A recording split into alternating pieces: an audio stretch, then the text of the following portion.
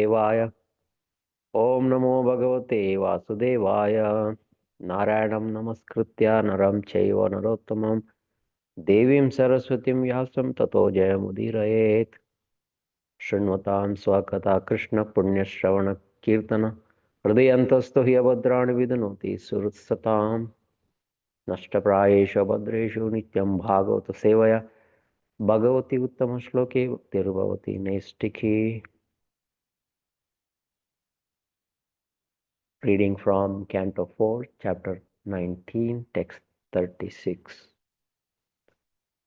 Evir Indropasamsrishte Pakandir Haribirjanam Riyamanam Vichakshvenam Yaste Yajnadrik Ashwamat. Evi, by these Indra Upasamsrishte, created by the king of heaven, Indra, Pakandir, sinful activities, Haribihi, very attractive to the heart, Janam, the people in general, Kriyamanam, being carried away, Vichakshva, just see, Enam, these, Ya, one who, Te, your, Yajnadruk, creating a disturbance in the performance of the sacrifice, Ashwamat, who stole the horse. Translation and purport by His Divine Grace A.C. Bhaktivedanta Swami Srila Prabhupada ki jai. Translation. Just see how Indra, the king of heaven, was creating disturbance in the midst of the sacrifice by stealing the sacrificial horse. These attractive, simple activities he has introduced will be carried out by the people in general. Purport. As stated in Bhagavad Gita, chapter 3, text 21, Yad yad acharati shreshtas tad tad evetharo jana sayat pramanam kurute lokas tad anvartate. Whatever action is performed by a great man, common men follow in his footsteps. And whatever standards he sets by exemplary acts, all the world pursues. For his own sense gratification, King Indra thought to defeat Maharaja Prithu in the performance of 100 horse sacrifices. Consequently, he stole the horse and hid himself amid so many irreligious personalities, taking on the false guise of a sannyasi. Such activities are attractive to the people in general. Therefore, they are dangerous. Lord Brahma thought that instead of allowing Indra to further introduce such religious systems, it would be better to stop the sacrifice. A similar stance was taken by Lord Buddha when people were overly engrossed in the animal sacrifice recommended by the Vedic instructions. Lord Buddha had to introduce the religion of non-violence by contradicting the Vedic sacrificial instructions. Actually, in the sacrifices, the slaughtered animals were given a new life, but people without such powers were taking advantage of such Vedic rituals and unnecessarily killing poor animals. Therefore, Lord Buddha had to deny the authority of the Vedas for the time being. One should not perform sacrifices that will induce reversed orders. It is better to stop such sacrifices. As we have repeatedly explained, due to lack of qualified Brahminical priests in Kali Yuga, it is not possible to perform the ritualistic ceremonies recommended in the Vedas. Consequently, the Shastras instruct us to perform the Sankirtana Yajna. By Sankirtana's sacrifice, the Supreme Personality of Godhead in his form of Lord Chaitanya will be satisfied and worshipped. The entire purpose of performing sacrifices is to worship the Supreme Personality of Godhead Vishnu. Lord Vishnu or Lord Krishna is present in his form of Lord Chaitanya.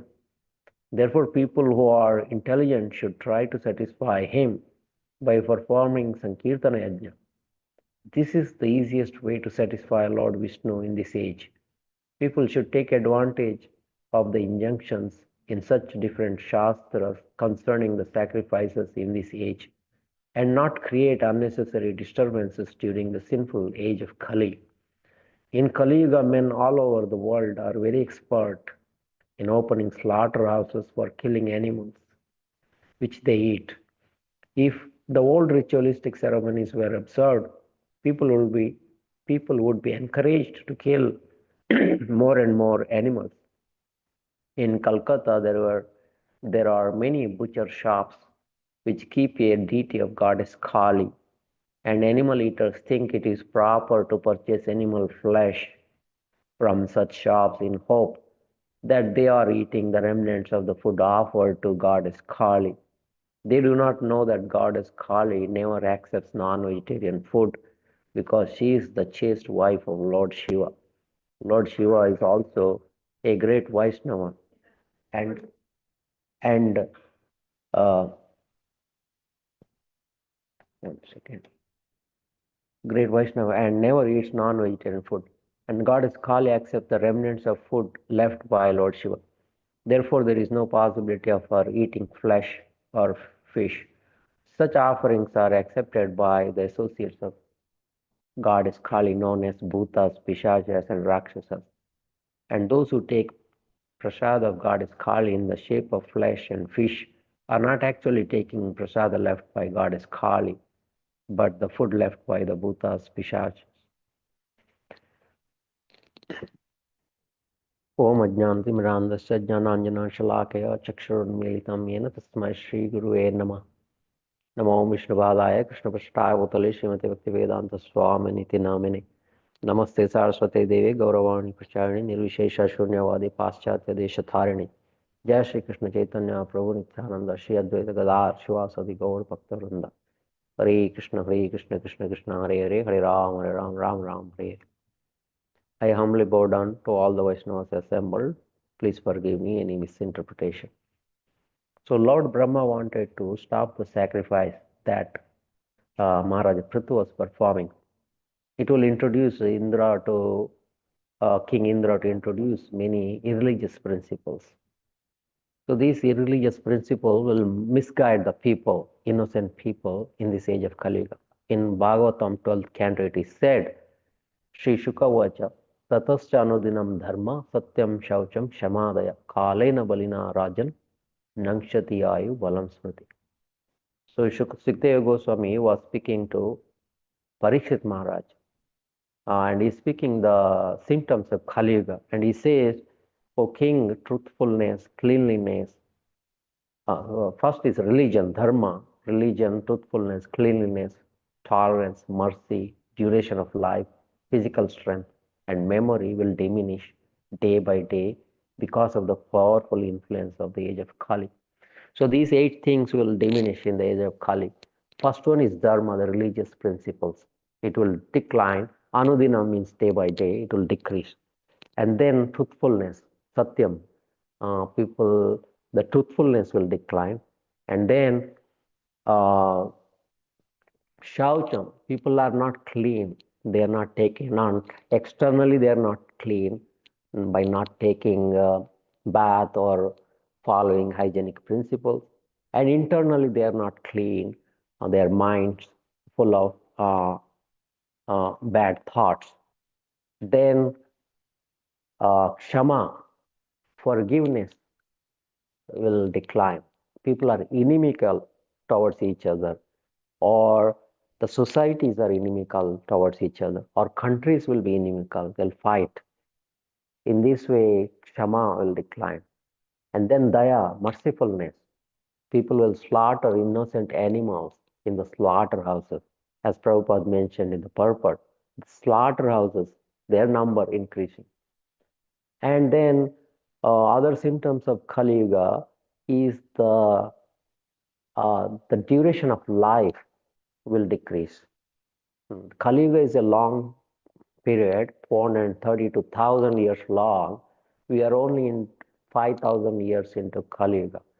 So as the Kali Yuga progresses in future, the duration of life will decrease. And then bodily strength will decrease. And smriti or memory will decrease.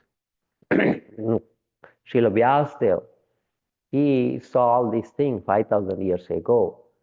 Before 5000 years ago, these Vedic literature, there were no written form. People were able to memorize, pass it on, this Vedic literature from guru to disciple, like that.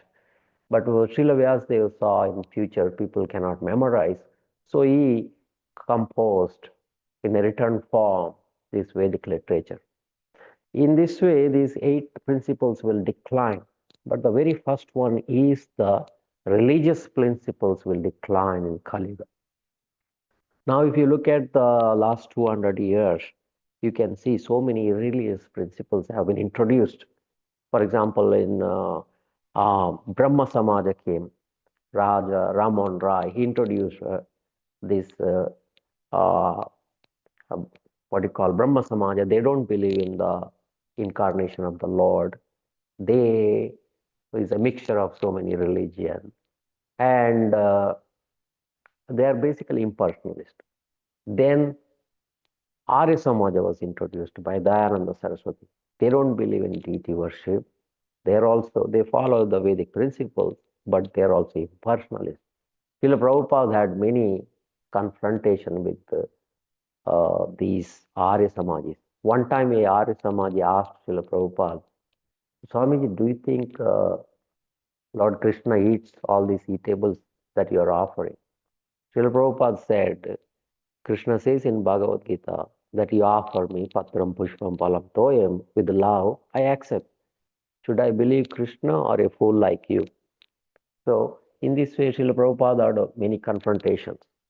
His Guru Maharaj, Srila Bhaktisiddhanta Saraswati Thakur also had many confrontations with so many upper sampradayas at that time. Bhaktivinoda Thakur has identified 13 upper sampradayas, Aul, Baul, Sahajiya,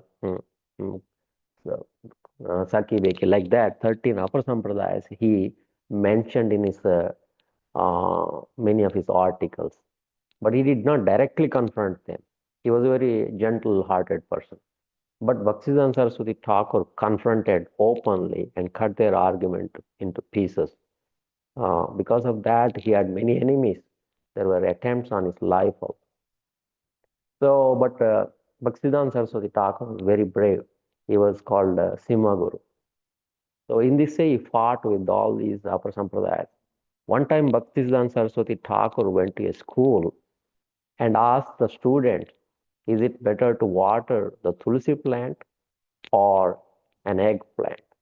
Because at that time or before that, uh, Vivekananda has mentioned that it is better to water eggplant than a tulsi plant. At least eggplant, you'll get a vegetable, it will nourish our body. So Vivekananda's influence was widespread. So when Bhaktisiddhanta Saraswati Thakur asked this question, the student said it is better to water eggplant. Gave the same reasoning. Then Bhaktisiddhanta Saraswati Thakur said, don't think Tulsi plant is an ordinary plant. It is Tulsi Maharani herself. So by watering Tulsi plant, you are seeking the mercy of Tulsi Maharani. By the mercy of Tulsi Maharani only one can enter into the Vrindavana pastimes of Lord Krishna. So in this way, so many upper sampradayas were introduced. When Srila Prabhupada was writing the manuscript of Bhagavad Gita, he says there were 64 different kinds of uh, different versions of Bhagavad Gita were available in the market. Almost all of them were not bona fide, concocted. So that's why Prabhupada wrote Bhagavad Gita as it is, as spoken by Lord Krishna, coming down from the Sampradaya. So even you can see Within the ISKCON also, after Prabhupada left this world, entered into the eternal pastimes of Lord Krishna in 1977, there is another group of people who believe that there is no more sampradaya. Srila Prabhupada is the last guru. In this way, they introduced this Ritvik system, which is also an upper sampradaya. So in the scriptures, it is said, Sampradaya vihina e mantraste nishpalamata. If you receive the mantra from these upper sampradayas, then you will not get the benefit. It is nishpal. That's why in this age of Kali Yuga, four bona fide sampradayas were introduced by this Lord. Those are Brahma Sampradaya, Rudra Sampradaya, Sri Sampradaya, and Kumar Sampradaya. So these four sampradayas in this age of Kali Yuga are bona fide, and if you are following one of these four sampradayas, then one is eligible to go back home, back to Godhead. So here, Lord Brahma was wanted to stop uh, Lord Indra from. Actually, Lord Brahma was wanted to stop Prithu Maharaj, stop this fire sacrifice, this hundredth force sacrifice. If we pursue, then Lord Indra will introduce many religious principles which misguide in the future. I'll stop here. Thank you for giving me this opportunity. Please forgive me any misinterpretation.